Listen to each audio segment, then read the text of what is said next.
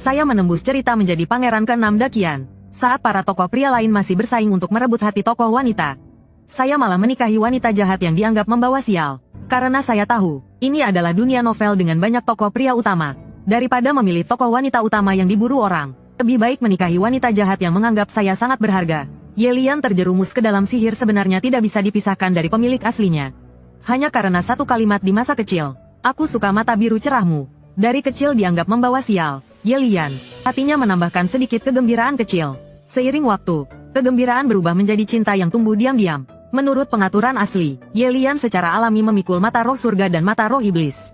Sebuah niat untuk menjadi dewa. Setelah mengetahui bahwa saya jatuh cinta pada tokoh wanita utama, dia menjadi gila karena cinta, ingin menghancurkan dinasti Dakian yang hampir di tangan tokoh wanita utama. Akhirnya mati di bawah pedang saya. Sekarang saya menembus cerita ini. Pasti tidak akan mengecewakan gadis bodoh itu. Di dalam istana Feng Tian, ayah, anakku memiliki laporan untuk disampaikan. Kaisar Wu membuka kelopak mata yang setengah tertutup. Gerakan jari mengetuk pegangan tiba-tiba berhenti. Bicara, anakku ingin menikahi Yelian, putri Jenderal Ye Fen dari utara. Mohon kepada ayah untuk memberikan restu pernikahan. Suara saya liang terus bergema di aula besar. Satu batu membangkitkan ribuan gelombang. Yang mulia Raja Chu ternyata ingin menikahi wanita yang dianggap sial itu. Benar-benar tidak tahu apa yang dialami Yang Mulia Raja Chu di luar sana. Apa sebenarnya yang telah dialami selama 5 tahun? Diam, seluruh aula tiba-tiba menjadi hening. Kaisar Wu menatap saya yang masih menjaga sikap memberi hormat. Setuju, dia menoleh ke tukang enuh tua di sebelahnya. Enuh tua itu mengerti dalam sekejap dan segera membungkuk. Abdi ini akan segera menyiapkan. Kaisar Wu melambaikan tangan menandakan akhir sidang. Enuh tua itu mengibas debu dan menarik suara serak sambil berteriak. Akhiri sidang. Para pejabat sipil dan militer semua terkejut dan menengadah. Yang mulia sebenarnya benar-benar membiarkan wanita yang dianggap sial itu masuk ke keluarga kerajaan. Dan sama sekali tidak memberi mereka kesempatan untuk berbicara. Saya agak bingung setuju sekarang. Sepertinya terlalu mudah. Meninggalkan istana Feng Tian, tentunya tak luput dari percakapan para pejabat sipil dan militer serta para pangeran. Ada yang memberikan selamat, tentu juga ada yang mengejek, menyembunyikan maksud dalam kata-kata. Saya datang tanpa menolak, semua menyambut dengan senyuman. Hari ini adalah hari yang baik. Saya menyeberang tangan sambil mendengkur lagu kecil. Tanpa disadari sudah sampai di barisan terakhir rombongan keluar dari istana. Setelah menembus waktu, saya mulai merencanakan, keluarga kaisar yang paling kejam, agar tidak dibersihkan, memiliki kemampuan untuk melawan. Sudah sejak lama saya menyiapkan 3 jalur. Jalur pertama, pura-pura menjadi anak ajaib. Pertama-tama mendapatkan kasih sayang kaisar.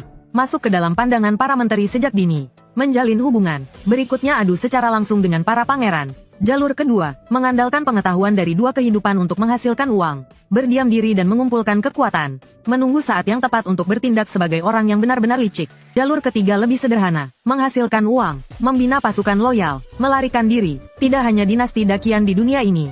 Dia memiliki uang dan kekuatan. Tidak ada tempat yang tidak bisa dia tuju. Yang Mulia Raja Chu, Ye Tians yang berjalan cepat dari belakang melangkah maju untuk memberi hormat.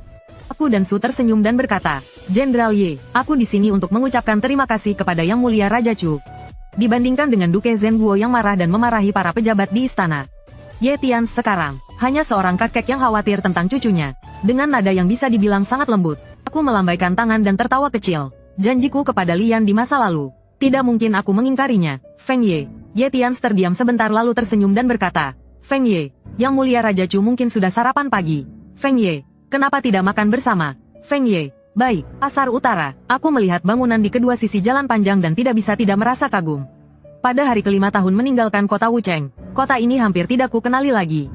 Tidak tahu kemana Yang Mulia Raja Chu pergi selama 5 tahun ini. Ye Tians, yang penasaran, tak bisa menahan diri bertanya. Yang Mulia Pangeran ke-6, pada usia 13 tahun meninggalkan catatan dan tiba-tiba menghilang dari istana.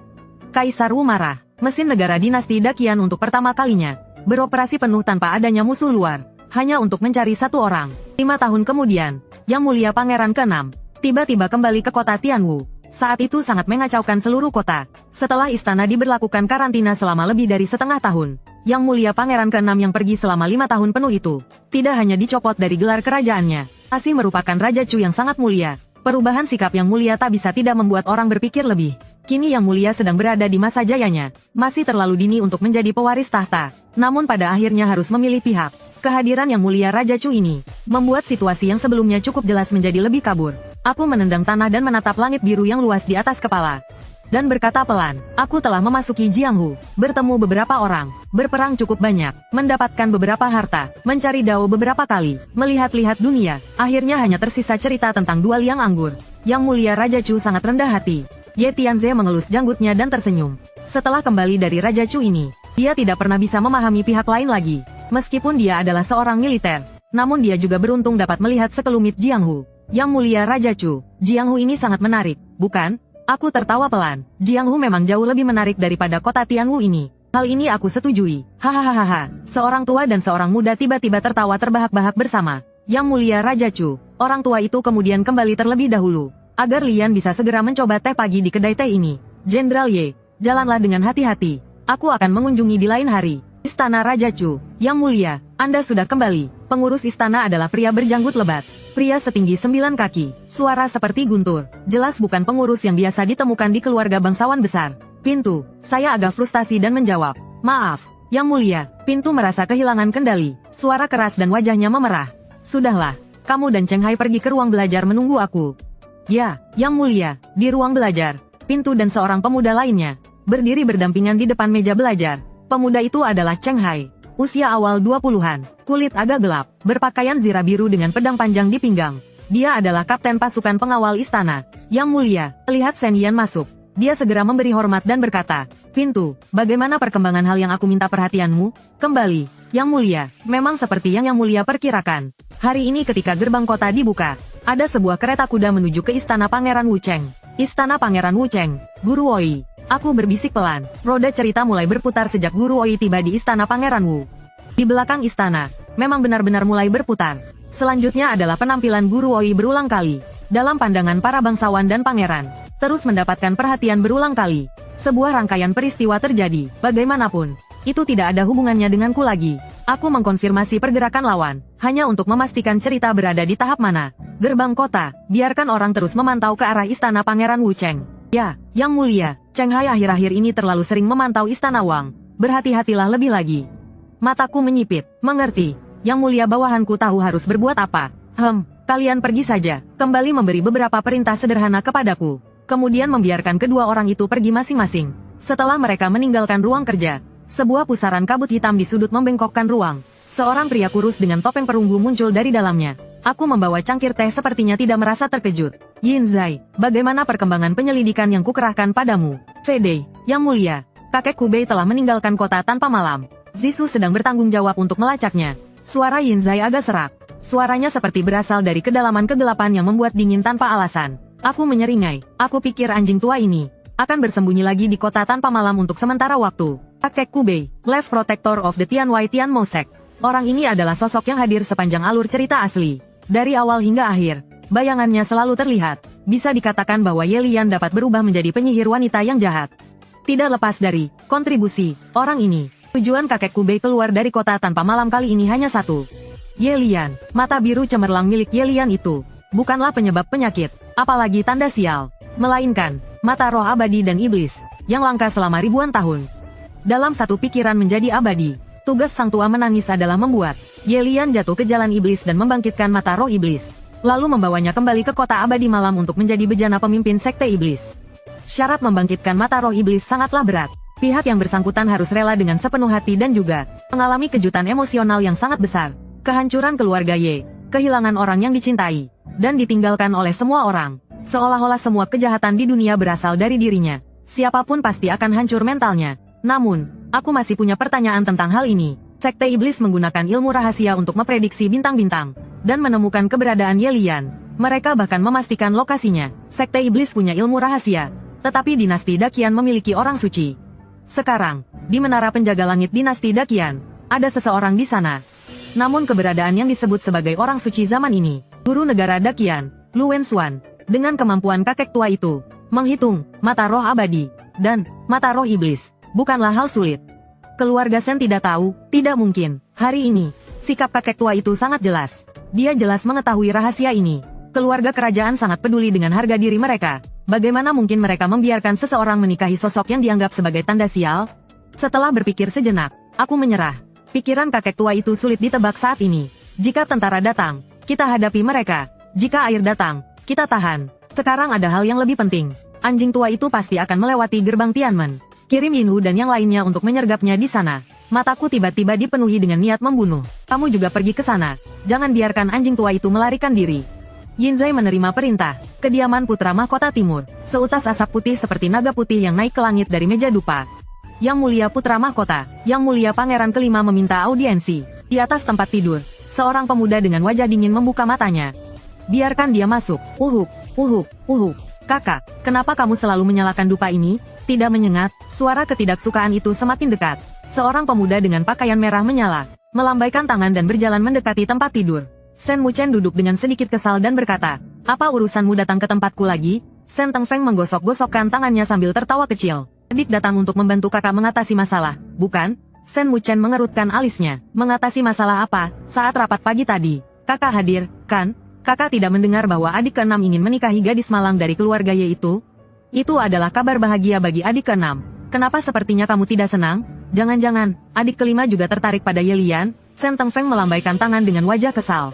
Tentu saja tidak, aku bahkan belum pernah melihat seperti apa wajahnya. Hanya mendengar rumor tentangnya saja. Aku bahkan harus menghindari berjalan melewati rumah keluarga Zhen Guogong. Ah, kakak, kau membuatku kehilangan arah pembicaraan. Aku datang benar-benar untuk membantu kakak mengatasi masalah. Sen Tengfeng menggosok-gosok jarinya dan dengan sengaja berdehem 2 kali. Berapa banyak? 500 liang. Tidak, 300 liang sudah cukup. Sen Tengfeng mengamati ekspresi Sen Muchen dan segera mengubah jawabannya. Achan, antar tamu keluar. Sen Muchen memberi isyarat kepada Kasim muda dan berkata, tunggu, kakak, 200 liang sudah cukup. Achan, 100 liang saja. Kakak, apakah kakak tega melihat adikmu mati kelaparan di jalan? Sen Muchen mengangkat tangannya. Katakan saja. Sen Tengfeng terlihat senang dan segera berdehem membersihkan tenggorokannya. Begitu adik keenam menikahi gadis malang itu berarti dia mendapatkan dukungan dari keluarga Ye. Meskipun keluarga Ye memiliki seorang gadis malang, mereka memiliki reputasi besar di militer.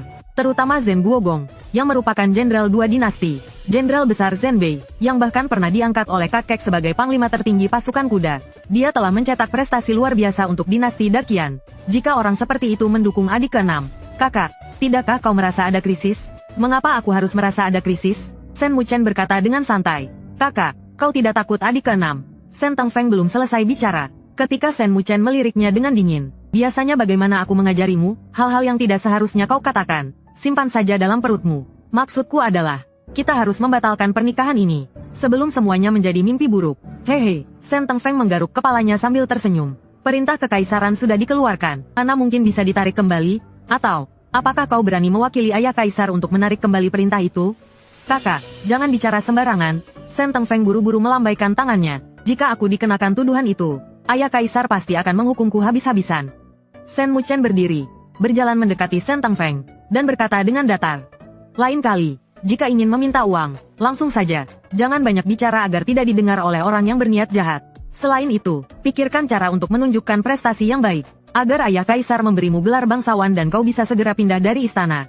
Wajah Sen Tengfeng berubah gelap dan dia mengeluh tanpa hati. Aku juga ingin, tapi kakak, lihatlah. Ayah kaisar memotong gajiku setiap bulan. Aku hampir bangkrut, dengan keadaan miskin dan lapar. Bagaimana aku bisa menunjukkan prestasi baik? Kurangi kunjunganmu ke tempat hiburan malam, agar ayah kaisar tidak marah dan memotong gajimu lagi. Achan, bawa dia untuk mengambil uang.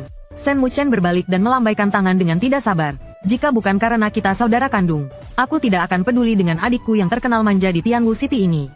Terima kasih, kakak, aku pasti akan sering mengunjungimu nanti. Sen Tengfeng berkata dengan senyum lebar. Hehe, kediaman Zhen Guogong, seorang Kasim berpakaian merah cerah, membawa dekrit kekaisaran dan memimpin rombongan Kasim serta pengawal memasuki kediaman dengan megah. Su Gongong, Ye Tians memberi hormat dan berkata, selamat, Tuan Zhen Guogong, bersiaplah untuk menerima dekrit. Su Gongong membuka dekrit dengan senyum lebar dan berkata, aku mendengar bahwa Putri Jenderal Zhen Bei, Ye Lian, pandai, anggun, memiliki kepribadian luar biasa, dan berbudi luhur. Dia adalah pasangan yang sempurna. Dengan ini, kau akan dinikahkan dengan Raja Chu sebagai permaisuri. Titah diberikan. Hamba menerima titah dan menyampaikan terima kasih. Ye Tians menerima dekrit dengan kedua tangannya dan berkata dengan hormat. Nona, Jin Xiu dan Jin Lian jelas merasakan bahwa tubuh nona mereka bergetar beberapa kali. Tuan Zhen Guogong, keluarga Anda sekarang akan menjadi keluarga kerajaan. Selamat, selamat. Su Gongong tidak dapat menahan diri untuk melihat beberapa kali ke arah Ye Lian yang berdiri di kejauhan. Dunia mengatakan bahwa keluarga Zhen Guogong memiliki seorang gadis malang. Namun, berapa banyak orang yang benar-benar pernah melihatnya, meskipun matanya tertutup dengan kain hitam. Keindahan luar biasa wajahnya tetap tidak dapat disembunyikan. Sekarang setelah melihatnya, semuanya terasa masuk akal. Su Gonggong, Anda terlalu sopan. Afu, Ye Tians memanggil sekali. Pengurus rumah dari keluarga Zhen Guogong yang berdiri tidak jauh segera maju. Dengan cekatan, dia mengambil sebuah kantong perak dari pinggangnya. Su Gonggong, ini sedikit uang untuk teh. Su Gonggong menerima kantong perak itu dengan diam-diam. Matanya tersenyum hingga hampir menjadi garis lurus. Tuan Zhen Guogong, saya mohon pamit lebih dulu. Su Gonggong, hati-hati di jalan. Setelah rombongan itu meninggalkan kediaman, Ye Tians meludah dengan kesal. Hah, anjing Kasim tua, kalau bukan karena aku tahu apa isi dekrit itu, aku tidak akan memberikan wajah ramah padanya. Nona, Anda baik-baik saja? Mendengar suara cemas dari Jin Xiu, Ye Tians segera berbalik. Kain hitam yang menutupi matanya telah basah oleh air mata. 2 garis air mata mengalir ke bawah. Lian, apa yang terjadi? Dengan dukungan Jin Xiu dan Jin Lian, Ye Lian menggelengkan kepalanya berulang kali seperti boneka kayu. Maafkan aku, kakek, aku hanya terlalu bahagia. Kakek berkata kepadaku bahwa hari ini akan ada kabar baik. Dan aku sangat penasaran. Namun, aku tidak menyangka itu adalah dekret pernikahan ini. Rindu yang aku rasakan setiap hari dan malam, ini berubah menjadi air mata yang mengalir deras. Ye Tians tidak dapat menahan diri untuk menghela napas. Langit sungguh kasihan pada keluarga Ye. Di sisa hidupnya, bisa melihat, cucunya yang malang memiliki tempat berlabuh yang baik. Dia merasa tidak lagi memiliki penyesalan. Yang Mulia Pangeran kelima meminta audiensi. Dia mengatakan datang untuk mengucapkan selamat. Pelayan yang bertugas menyampaikan pesan berlari kecil ke dalam kediaman. Mengucapkan selamat, dia pasti datang untuk meminta uang, bukan? Aku menggeleng sambil tersenyum. Di Tianwu City, dari kaisar hingga pengemis. Siapa yang tidak tahu kebiasaan Pangeran kelima Senteng Feng? Bawa dia untuk bertemu denganku. Baik, Yang Mulia, jangan pandang rendah orang ini. Meskipun dia seorang pemboros besar, hanya dengan kemampuan untuk bergaul bebas antara pangeran dan para menteri, itu bukan kemampuan yang dimiliki orang biasa. Setelah berbasa-basi sebentar, aku berbicara dengan dia tentang berbagai hal. Selama itu, aku memberinya banyak kudapan. Pada akhirnya, dia bahkan lupa bahwa dia datang untuk meminjam uang. Dia membawa pulang beberapa kudapan dari Hua Xiangzai sebelum pergi. Mendu, pergilah ke Hua Xiangzai, ambil beberapa kudapan yang baru saja keluar dari oven. Mendu ragu sejenak dan bertanya, Yang Mulia, apakah perlu menyiapkan sesuatu yang lain? Sepertinya Yang Mulia akan pergi ke kediaman Zhen Guogong. Tidak perlu lagi. Oh, bawa ini, beri ini kepada pemilik Hua Xiangzai. Dia tahu apa yang harus dilakukan. Aku melemparkan sebuah medali besi hitam ke tangan Mendu. Baik, Yang Mulia, aku duduk bersila di depan papan catur, menutup mata, dan kesadaran spiritualku meluas keluar, hingga menyentuh dinding tak terlihat, lalu menariknya kembali. Masih kurang sedikit, dikatakan bahwa setelah mencapai tingkat itu, kesadaran spiritual dapat menjelajah sejauh ribuan mil. Dunia yang luas ini hanya sejarak satu pikiran saja. Plot cerita asli sekarang hanya bisa menjadi referensi. Arah masa depan sudah menjadi misteri. Bahkan ketika menghadapi ketidakpastian, selama memiliki kekuatan yang cukup, tidak perlu merasa takut. Yinzai sudah pergi. Tidak kusangka yang datang adalah kau. Bermain catur? Aku tersenyum sedikit aneh. Fuseng memberi hormat kepada Yang Mulia. Seorang pria berjas hitam menyeret lengan bajunya yang panjang sambil memberi hormat. Yinwei adalah organisasi tentara bayaran yang aku bina. Beberapa dari mereka adalah anak-anak yatim yang aku latih sejak kecil. Ada juga ahli dari dunia persilatan yang direkrut. Skalanya tidak terlalu besar, tetapi cukup untuk melindungi orang-orang yang ingin aku lindungi. Tanpa banyak bicara, Fuseng telah duduk bersila di depan papan catur dan menempatkan bidak hitam. Menarik, aku tersenyum ringan, mengambil sebuah bidak putih perlahan. Yang Mulia, seseorang sedang mengikuti kita. Cheng Hai melirik ke belakang sambil menggenggam gagang pedangnya dengan tatapan penuh niat membunuh. Dia telah membersihkan semua mata-mata di sekitar kediaman pangeran. Yang belum dibersihkan juga sudah mundur. Namun, tidak disangka saat menemani Yang Mulia keluar, masih ada. Jangan khawatir, akan ada yang menangani. Aku tersenyum ringan dari dalam kereta kuda. Para orang tua di istana benar-benar menarik. Sejak aku pindah dari istana ke kediaman pangeran, mereka sepertinya ingin tahu bahkan kapan aku ke toilet. Mengirimkan orang-orang rendahan seperti ini, hanya untuk menguji kedalaman air di sini. Di antara mereka ada orang dari kelompok putra mahkota, beberapa pangeran lain, dan beberapa orang yang hanya ikut angin. Lalat, bunuh saja, kalau tidak, mereka hanya akan semakin banyak. Kereta kuda berjalan perlahan, di sebuah gang gelap yang tidak diketahui. Terdengar beberapa suara benda tajam menembus tubuh, lalu aroma darah tipis menyebar. Fuseng berdiri di dalam gang, memberi hormat, lalu menghilang kembali ke dalam kegelapan. Yang Mulia, kita telah tiba di kediaman Zhen Guogong. Yang Mulia Raja Chu, selamat datang. Aku mohon maaf atas sambutan yang kurang hangat. Mendengar pengumuman dari pelayan, Ye Tians buru-buru keluar menyambut. Jenderal Ye, terakhir kali aku datang dengan terburu-buru. Kali ini aku telah menyiapkan beberapa hadiah kecil. Kuharap Jenderal Ye tidak merasa terganggu. Yang Mulia sungguh terlalu sopan. Datang saja sudah cukup, kenapa harus membawa hadiah? Setelah beberapa basa-basi, senyuman di wajah Ye Tian semakin lebar. Sejak kecil, Shen Yian sering datang ke rumahnya untuk bermain dengan Lian. Mereka tumbuh bersama dengan polos. Dia menyaksikan mereka tumbuh dewasa. Dia bahkan mungkin lebih mengenal Shen Yian daripada Kaisar sendiri. Karena dia mengenalnya, dia merasa yakin menyerahkan Lian kepadanya. Namun, ketika Shen Yian tiba-tiba meninggalkan Tianwu City, dia melihat cucunya semakin kurus dan khawatir selama beberapa waktu. Dia bahkan mengirim banyak orang untuk mencarinya. Jika bukan karena surat yang dikirim secara berkala membuktikan bahwa Shen Yian baik-baik saja, cucunya yang malang mungkin akan jatuh sakit karena terlalu merindukan. Dia tidak bisa menahan diri untuk merasa waktu berlalu begitu cepat. Putra mahkota ke-6 sekarang telah tumbuh menjadi Raja Chu. Yang Mulia, silakan masuk. Hahaha, Ye Tian memimpin jalan di depan. Shen Yian mengikuti dari belakang ke ruang aula. Yang tua dan yang muda berbasa-basi beberapa saat lagi. Ye Tian tahu alasan kedatanganku. Pria tua ini tidak mau ikut campur dalam urusan pasangan muda. Yang Mulia, aku masih ada urusan yang belum selesai. Aku mohon diri sebentar. Jenderal Ye, silakan urus pekerjaan Anda. Ah, Yang Mulia, Lian sedang menunggu Anda di ruang belajar. Silakan temui dia sendiri. Sebagai seorang jenderal, dia tidak pandai dalam berbasa-basi atau berbicara berputar-putar. Lebih baik berbicara langsung dan jelas. Kalimatnya membuat wajahku sedikit memerah. Jenderal Ye, Anda terlalu sopan. Tidak sopan, tidak sopan. Yang Mulia, silakan lakukan sesukamu. Aku akan kembali bekerja. Di ruang belajar, Jin Xiu dan Jin Lian melongok keluar dari pintu. Mereka terus-menerus melihat ke kanan dan kiri. Kakak Xiu, apakah Yang Mulia Raja Chu tampan? Apakah kamu tidak melihat Yang Mulia Raja Chu terakhir kali dia datang? Jin Lian berkata dengan nada sedikit sedih. Terakhir kali aku berdiri terlalu jauh. Aku tidak bisa melihat dengan jelas. Begini saja, dia seperti seorang pria elegan yang sempurna. Seorang pangeran yang tiada tandingannya di dunia. Deskripsi ini sangat cocok untuk Yang Mulia Raja Chu. Kakak Xiu, aku tidak mengerti. Kamu selalu mengantuk saat belajar bersama Nona, kan? Jin Xiu dengan kesal mencubit pipi kecil Jin Lian. Lian tahu aku salah. Jin Xiu, Jin Lian, jangan membuat keributan. Jika Yang Mulia melihat, itu akan sangat tidak sopan. Ye Lian tidak bisa menahan diri untuk menegur mereka. Jin Xiu, Jin Lian, kami mengerti. Keduanya segera menundukkan kepala dan berdiri dengan sopan. Apa yang sedang kalian lakukan? Aku masuk ke ruang belajar dengan sangat akrab. Begitu aku masuk, aku langsung melihat pemandangan ini. Pelayan memberi hormat kepada Yang Mulia Raja Chu. Kedua gadis itu segera memberi hormat dengan suara hormat. Jin Lian menundukkan kepala sambil diam-diam melirik Yang Mulia Raja Chu yang ada di depannya. Untuk sesaat, dia tampak terpana. Dia segera menyadari makna dari deskripsi kakak Xiu. Seorang pangeran yang tiada tandingannya di dunia. Pria muda yang tampan dan berbakat di depannya. Seperti dewa yang melangkah keluar dari lukisan. Di antara alisnya, ada aura luar biasa yang sulit dijelaskan. Jin Xiu, yang telah tumbuh bersama Nona sejak kecil, juga terpana. Mengapa sebelumnya dia tidak menyadari bahwa Yang Mulia Raja Chu begitu tampan?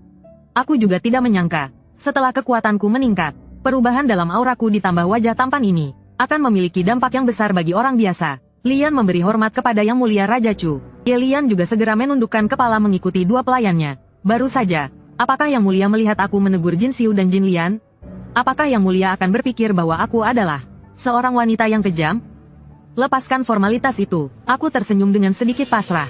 Etika yang rumit ini semakin banyak seiring bertambahnya usia. Dulu, Ye Lian pasti sudah melompat-lompat dan menarikku untuk bermain-main. Jin Xiu, kalian boleh pergi sekarang. Baik, Yang Mulia. Setelah kedua pelayan pergi, aku baru menatap Ye Lian dan sedikit menyalahkannya. Mengapa kau membalut matamu lagi? Ye Lian hendak membuka mulut, tapi dia merasakan angin lembut menyentuh wajahnya. Kain hitam yang membalut matanya terjatuh, dan dunia menjadi terang. Aku dengan hati-hati menutupi matanya dengan tangan besar dan berkata, biarkan matamu menyesuaikan. Hati-hati agar tidak melukai mata. Iya, Yang Mulia. Ye Lian menjawab dengan suara pelan, wajahnya merah. Nada suaranya sama sekali tidak dingin seperti biasanya. Melihat gadis cantik di depanku, pikiranku melayang jauh. Sementara kalian semua mengejar protagonis wanita, aku memilih mengejar antagonis wanita. Semakin lama aku mengenalnya, aku menyadari bahwa aku telah jatuh cinta sepenuhnya pada gadis yang agak polos dan ceroboh ini. Jangan khawatir, gadis bodoh. Dengan keberadaanku, semua hal buruk yang seharusnya terjadi di cerita asli tidak akan terjadi. Lama setelah itu, Ye Lian tiba-tiba merasa dunia menjadi terang. Wajah yang ia rindukan siang dan malam kini ada di depan matanya. Matanya memerah tanpa sadar. Dia berkata dalam hati, Ye Lian, kau harus menahan diri. Jangan menangis. Hari ini adalah hari bahagia. Bagaimana bisa merusak suasana yang mulia? Kemarin aku datang dengan tergesa-gesa. Tidak sempat menemanimu dengan baik. Maafkan aku, mata gadis ini masih begitu indah. Terakhir kali aku datang, aku baru saja selesai menjalani hukuman rumah. Setelah menerima gelar bangsawan dan keluar dari istana, karena merindukan gadis ini, aku menyempatkan diri mengunjungi kediaman Zhen Guogong saat pindah rumah. Aku berbasa-basi dengan keluarga Ye, tetapi sebelum Ye Tian sempat menahanku. Mendu sudah buru-buru memanggilku kembali. Yang mulia datang saja. Lian sudah sangat senang. Ye Lian menggelengkan kepala dengan semangat. Wajahnya merah muda seperti bunga persik, terlihat sangat menggemaskan. Ku ragu sejenak, kemudian mengulurkan tangan besarku dan memegang tangan kecilnya yang tampak canggung. Aku bisa merasakan tubuh Ye Lian bergetar sedikit, wajahnya semakin merah. Tetapi dia tidak menunjukkan tanda menolak. Laki-laki dan perempuan tidak boleh bersentuhan. Jika memegang tangannya terlihat oleh orang lain, pasti aku akan dimarahi. Ayo, pergilah ke paviliun di tengah danau. Aku akan menceritakan kisah menarik dari dunia persilatan kepadamu. Baik, Yang Mulia. Mata biru terang Ye Lian bersinar. Merasakan kehangatan dari tangan besar yang memegangnya.